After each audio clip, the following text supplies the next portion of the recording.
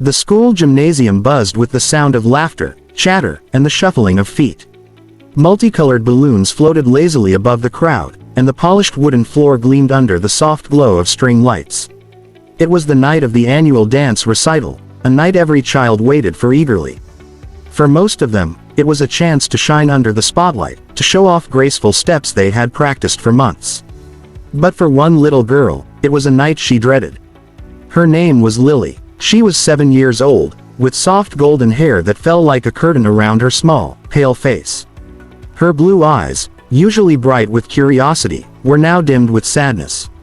Lily leaned heavily on her crutches as she watched the other children twirl and spin in their sparkling costumes.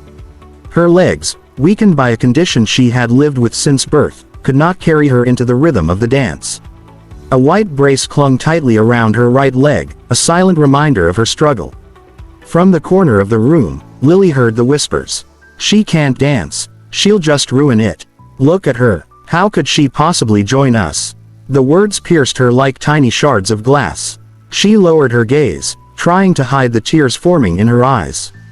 All she wanted was to be like the other children, to feel the music lifting her body the way it lifted theirs. But instead, she felt trapped in stillness, watching life move without her. Her mother had tried to comfort her earlier in the evening. "You don't need to dance to be special, sweetheart," she had whispered, brushing Lily's hair gently. But Lily couldn't shake the ache in her heart. To her, dancing wasn't just about movement, it was about belonging. And tonight, she felt more left out than ever. As the music swelled, Lily tried to retreat toward the back of the gym, hoping no one would notice her tears. But that was when a voice, deep yet gentle, reached her ears. "Why are you hiding here all alone?" Lily blinked and looked up. Standing before her was a man in his mid-30s, dressed in a navy blue suit. His dark hair was neatly styled, his beard trimmed, but it was his eyes that caught her attention. Kind, steady, filled with something she hadn't seen all night, compassion. I can't dance," Lily stammered, her voice breaking. She glanced down at her crutches, as if they explained everything. "Everyone laughs at me because of my legs. They said I'll never belong on the dance floor." The man crouched down so that he was at her eye level. He studied her for a moment, his expression serious yet tender. Then he said something Lily would never forget. "Who told you dancing only comes from the legs?" Lily frowned in confusion. "But, isn't that what dancing is? Moving your feet." The man shook his head gently. "No, little one, dancing is not about steps. It's about spirit. It's about how your heart feels the music. You don't dance with your legs, you dance with your soul. And no one can ever take that away from you." Lily's lips trembled as she tried to process his words. No one had ever said that to her before. To everyone else, dance had always been about perfect moves, flawless spins, and graceful strides. But this man, he spoke of something deeper, something Lily had longed to believe in. Still, doubt clung to her. "But, how can I dance if I can't move like the others?" The man smiled softly and extended his hand toward her. "Come with me. We'll dance anyway." Lily hesitated, glancing at the crowd of children who were still swirling on the dance floor. Fear whispered in her mind. What if they laughed at her again? What if she looked foolish? But then she looked back at the man's hand. It was steady, patient, and warm. Something about it told her she could trust him. With a deep breath, Lily placed her small hand in his. He led her gently to the center of the room. The music was still playing, a soft waltz that wrapped around them like a comforting blanket.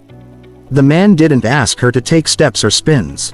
Instead, he began to sway slowly, guiding her arms, showing her how to let her body move with the rhythm.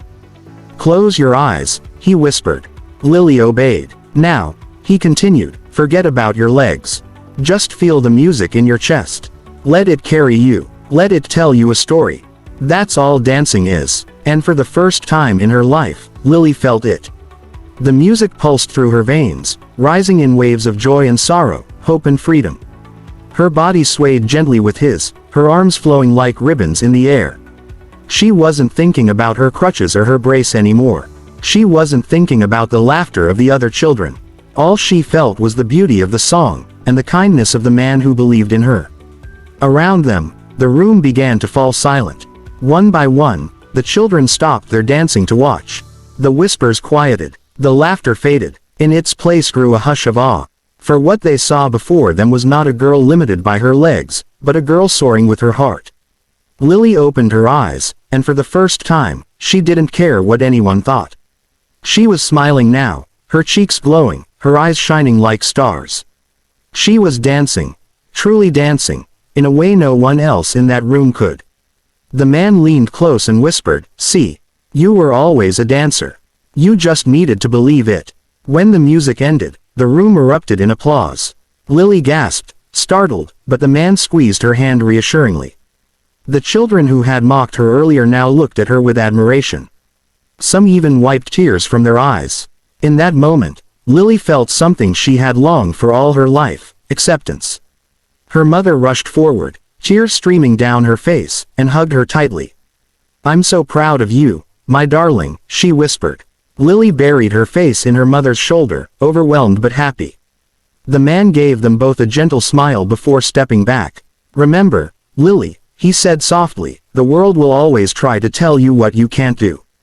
But the truth is, your spirit can do far more than your body ever could. Never forget that." And with that, he turned and walked away, leaving behind a little girl whose heart had been forever changed. From that night on, Lily never again doubted her worth. She began to move with confidence, finding ways to express herself through dance that no one else had ever imagined. Sometimes she used her crutches as part of her movements, spinning them gracefully like wings.